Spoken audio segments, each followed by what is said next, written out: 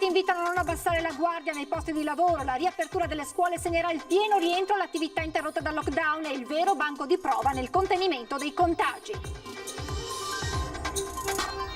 Si avvicina l'appuntamento con la riapertura delle scuole. Per alcuni istituti i corsi di recupero rappresentano un primo banco di prova per l'applicazione di tutte le prescrizioni anticontagio. Caso Luca Sova, prima udienza al Tribunale di Venezia dopo l'allontanamento della figlia sedicenne dalla madre, considerato ingiusto, parla l'avvocato della famiglia. Volevano manifestare il 9 settembre davanti al Palazzo del Cinema, ma la questura ha negato il permesso. La rete delle maestranze dello spettacolo veneto ha fatto sapere che la mobilitazione si farà lo stesso. Il direttore generale dell'USL 3 spiega i punti del piano sanitario varato con la regione e le autorità competenti per un festival che si possa svolgere serenamente anche in tempo di lotta al Covid. Intanto la mostra della ripartenza sfodera subito due dei suoi assi, Pedro Almodovar e Tilda Swinton, protagonisti della giornata del festival. Due leoni d'oro alla carriera si raccontano ai nostri microfoni. Basket, Luvana Reyer vince ancora rimanendo a punteggio pieno in Supercoppa, espugnando il Pala Trento 73-77.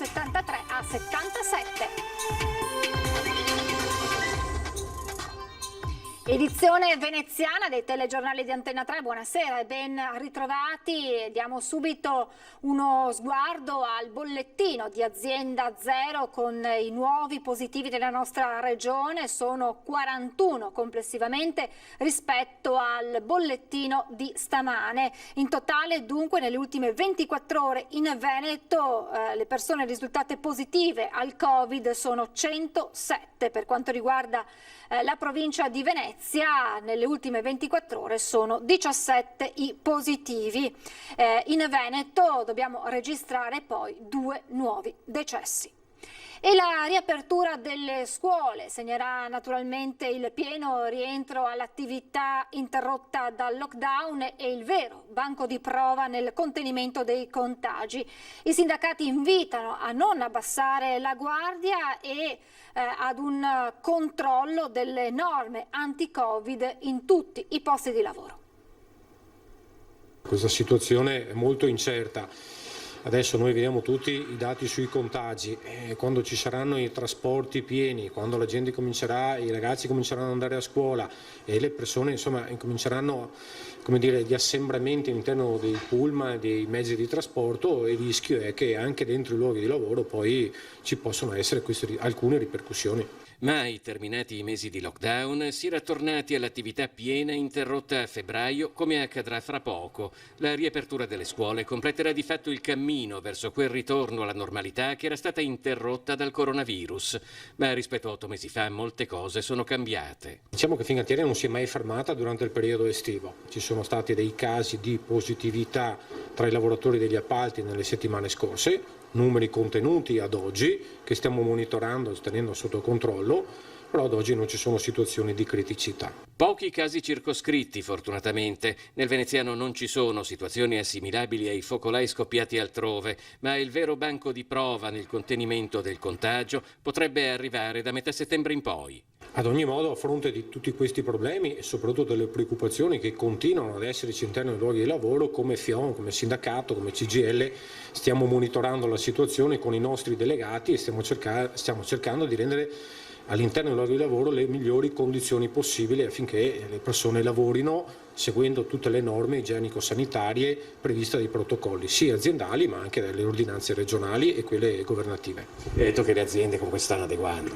Tante aziende si sono adeguate, altre dobbiamo sempre stargli col fiato sul collo affinché vengano rispettate. Penso anche alla Fincantieri, un'azienda ad alta concentrazione di manodopera dove le persone lavorano molto gomito a gomito, non è una catena di montaggio dove uno lavora anche in maniera distanziata, di conseguenza bisogna stare attento, monitorare e avvertire quando ci sono delle situazioni di criticità.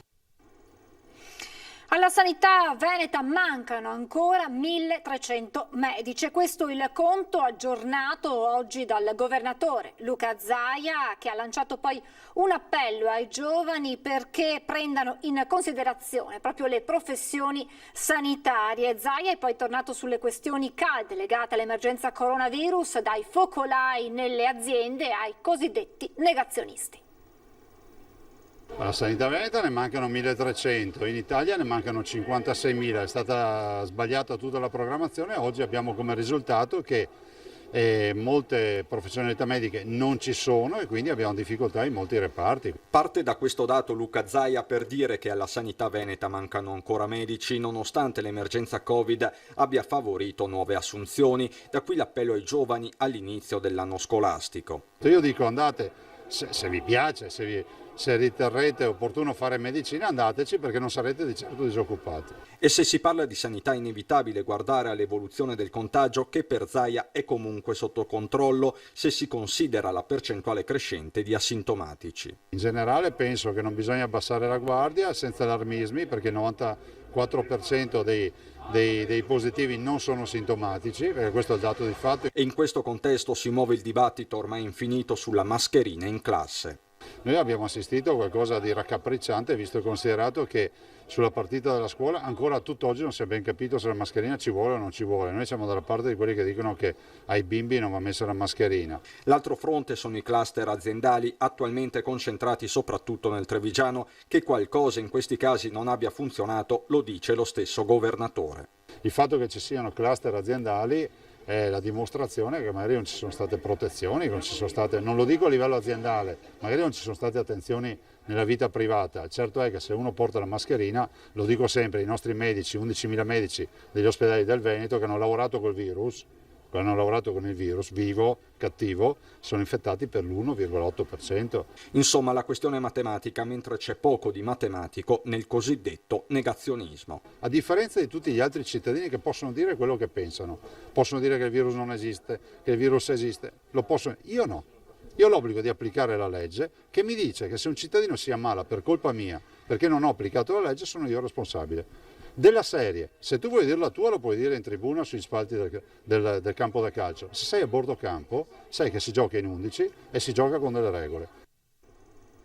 Come detto, si avvicina l'appuntamento con la riapertura delle scuole. Per alcuni istituti i corsi di recupero rappresentano un importante banco di prova per l'applicazione di tutte le prescrizioni anticontagio. Discussioni e polemiche, fondate o meno, continuano a caratterizzare la vigilia di un anno scolastico segnato dalle prescrizioni anticontagio. In questo senso i corsi di recupero iniziati in questo periodo negli istituti superiori potrebbero rappresentare, secondo alcuni, una sorta di prova generale in vista del 14 settembre.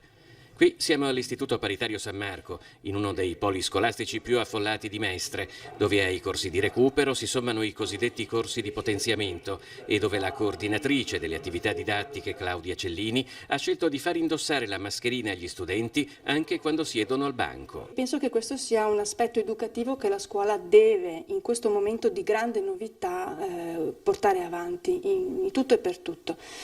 Magari quando le distanze saranno garantite, saremo statici a scuola e in classe, l'insegnante sarà alla cattedra a 2 metri dalla prima fila, magari riusciremo anche a toglierla. Mascherina è solo una delle parole d'ordine di un vocabolario che prevede anche i termini igienizzazione e distanziamento e che hanno reso necessario riorganizzare classi e aule. Adesso ci sono pochi studenti e lei è preoccupato di quello che potrebbe accadere domani quando saremo a pieno regime. La preoccupazione credo sia normale averla e ci stiamo appunto attrezzando in modo tale che il rischio sia ridotto ai minimi termini, con flussi di persone, con una capacità degli ambienti di rispettare appunto le normative. Diversi paesi europei guardano al modello danese. In Danimarca già ad aprile è stato sperimentato con un certo successo il sistema delle cosiddette bolle protettive. Alle primarie i bambini sono divisi in piccoli gruppi che non entrano in contatto fra loro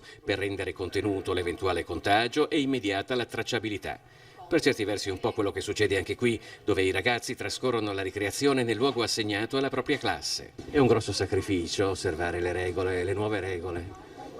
Grosso sacrificio no, siamo stati abituati anche fino adesso comunque fuori all'esterno della scuola, quindi non è un grande sacrificio, è una cosa a cui siamo abituati ormai da un po' di mesi. C'è la coscienza tra i suoi compagni di classe, per esempio, della pericolosità del coronavirus, oppure c'è qualche dubbio su tutte queste prescrizioni che ci sono in giro?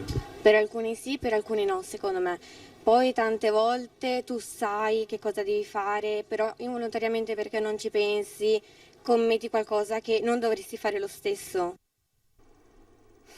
Siamo alla cronaca, parliamo della vicenda di Marcela Lucas. Dopo che lei e la figlia sono state allontanate, si è svolta la prima udienza in tribunale.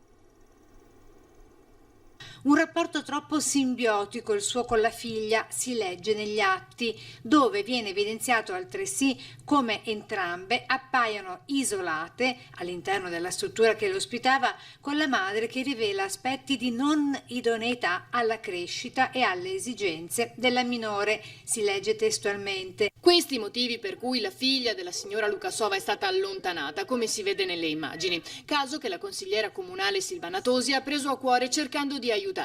Mercoledì si è svolta la prima udienza in tribunale. È stata sentita la minore, sono stati sentiti i genitori, quindi il padre biologico e la madre, e è stata sentita l'educatrice della struttura dove è la minore. Quindi è stata un'udienza, chiamiamola così, tecnica, dove in realtà non è stato deciso nulla in concreto relativo all'allontanamento della minore dalla madre. E la madre ha espresso tutte quelle che erano le proprie perplessità, la figlia ha confermato l'ottimo rapporto con la madre, il buon rendimento scolastico, il fatto che nella struttura, nel villaggio di Milano, siano isolate a seguito dell'emergenza coronavirus e non per altre motivazioni. Quindi fondamentalmente dal punto di vista legale è stata un'udienza positiva. L'obiettivo è quello di far tornare la ragazza a vivere con la mamma. Ora infatti si trova in una struttura protetta nel Trevigiano. Sente la madre quotidianamente a mezzo telefono, la vede attraverso gli educatori in incontri abbastanza saltuari. Noi abbiamo depositato insieme alla nostra memoria di costituzione tutta una serie di messaggi che lei si è scambiata con la sorellanza, nel quale ha evidenziato, e lo ha evidenziato anche ieri al giudice un suo malessere per l'allontanamento dalla madre, un suo malessere perché immaginate una minorenne che viene allontanata dal suo affetto senza che ci sia nessun caso di violenza, senza che ci sia nessuna preoccupazione per la crescita della stessa ragazza, quindi dalla mattina alla sera lei si è trovata distante dalla madre, quindi immaginate come si possa sentire. Ci fermiamo adesso per una brevissima pausa pubblicitaria, tra poco.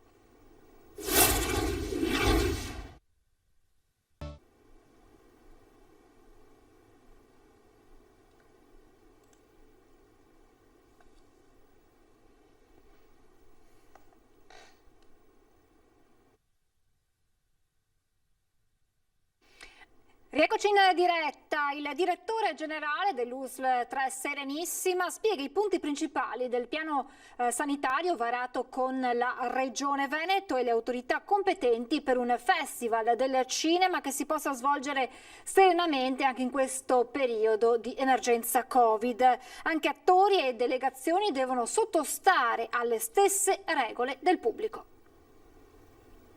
Sicurezza sanitaria che comincia dal red carpet e prosegue poi all'ingresso con arrivi puntuali, distanziati, nessun assembramento, sale dimezzate per quanto riguarda la capienza, misurazione di temperatura, igienizzazione delle mani all'ingresso, ulteriori sale per suddividere appunto le persone, ingresso e entrata ben distinte, e per quanto riguarda appunto ospiti, attori e quant'altro, tampone prima dell'arrivo e tampone nelle 24 ore da quando sono arrivati. Siamo naturalmente molto concentrati, c'è molta attenzione, pronti comunque a dare le risposte dal punto di vista sanitario se si dovesse, se dovesse emergere qualche positività. L'invito è di rispettare attentamente quella che è la normativa per quanto riguarda il coronavirus, tenendo presente che saremo molto rigidi nel far rispettare le normative.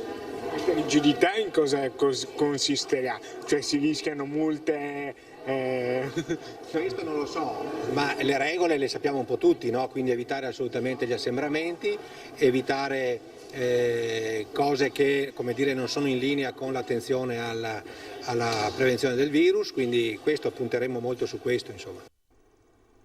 Volevano manifestare il 9 settembre alle 18:30 con l'autorizzazione davanti al Palazzo del Cinema, ma la questura ha negato il permesso. Così la rete delle maestranze dello spettacolo veneto, parte del Movimento Nazionale dei Professionisti dello Spettacolo Emergenza Continua, ha fatto sapere che la mobilitazione si farà lo stesso. Dietro ai red carpet e ai concerti in piazza San Marco vogliamo ricordare che ci sono migliaia di lavoratori in questo momento in grave difficoltà, ha dichiarato il portavoce. Abbiamo manifestato davanti all'INPS in regione, continua, e proprio quest'ultimo aveva assicurato l'erogazione di un ulteriore bonus da 1.000 euro per gli addetti allo spettacolo attraverso un accordo con le INPS locali da Ferragosto, però i soldi attesi non sono arrivati. Intanto la cosiddetta mostra della ripartenza sfodera subito due dei suoi assi, Pedro Almodovar e Tilda Swinton, protagonisti al lido della giornata del festival. I due leoni d'oro si raccontano attraverso i loro film. Il mio sogno più grande in questo momento è essere qui con voi a parlare a Venezia e aver lavorato con Tilda Swinton per questo film. Come dare torto al grande maestro Pedro Almodovar, leone d'oro alla carriera per la regia nel 2019, che ripensando al Covid e al rischio di qualche mese fa risponde così. Bueno, mi mayor ilusión es seguir vivo. Quello che mi illude di più è che vivo. La mia seconda è che vivo facendo cinema. La mia terza è essere qui a Venezia parlando con tutti voi. Assieme alla mia principale illusione, cioè l'essere vivo, c'è quella di lavorare con Tilda. È un privilegio. Es estar vivo y trabajando con Tilda Swinton. Due leoni d'oro alla carriera insieme alla mostra, il Festival della Ripartenza ha fretta e, a lungo atteso, ora che è iniziato non vuole perdere tempo. Così subito due leoni alla partenza con Tilda Swinton, premiata proprio nella serata inaugurale del festival. Nel film dei Human Boys, Tilda Swinton è una bambola e parlano le illusioni. Lei dice di amare il cinema proprio perché è illusione. I suppose the illusion that I battle with is the illusion. Suppongo che l'illusione sia quella della comunicazione, che è possibile che sia interconnessa. Sono molto interessata al fatto delle interconnessioni, non solo nella vita ma anche nell'arte. Questo è ciò che fa sì che io sia così devota all'arte e in particolare al cinema, perché il cinema dà il là all'interconnessione. Possiamo comprenderci l'uno con l'altro, proviamoci davvero a metterci nei panni dell'altro. Oggi i primi due film del concorso principale, domani il primo titolo italiano in gara a Venezia 77.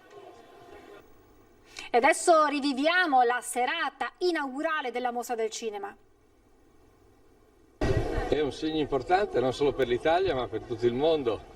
Il fatto che ci siano presenti a Venezia gli 8 direttori degli 8 più grandi festival del cinema europei è il segno di una ripartenza collettiva. Bisogna usare tutte le misure di precauzione, di sicurezza, rispettarle, ma si può ripartire. Venezia e l'Italia ripartono. Dalla Mostra del Cinema il ministro ai beni culturali Dario Franceschini, pochi istanti prima di salire sul red carpet, ha spiegato così nel breve tragitto a piedi tra l'Hotel Excelsior e il Palazzo del Cinema il senso della ripartenza.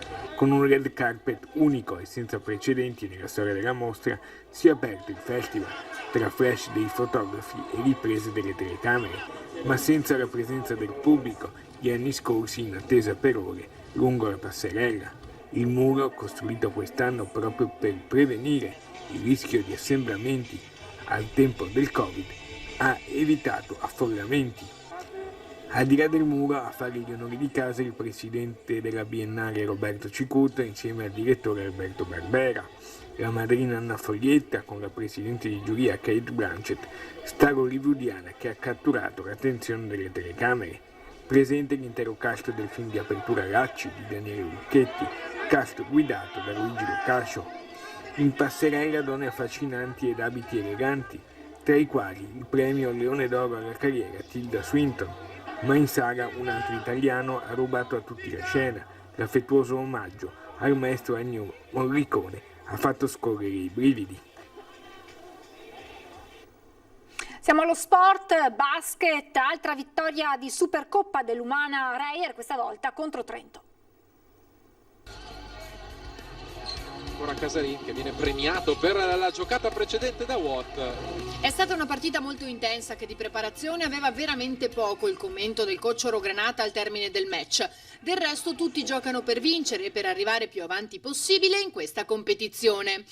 Ci prendiamo la vittoria, continua De Raffaele. Credo che siamo stati bravi in una partita che poteva sfuggirci a fare le cose giuste, a creare canestri quando contava, e questo è sicuramente l'elemento più importante in una serata in cui onestamente non abbiamo fatto mai canestro per merito certamente di Trento, che ci ha messo in difficoltà con grande pressione, ha concluso. Fotu.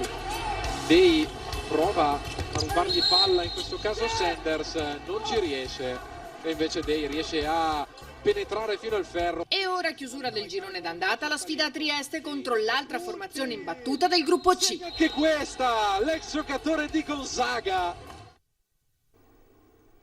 È tutto, previsioni del tempo, grazie per essere stati con noi, buona serata.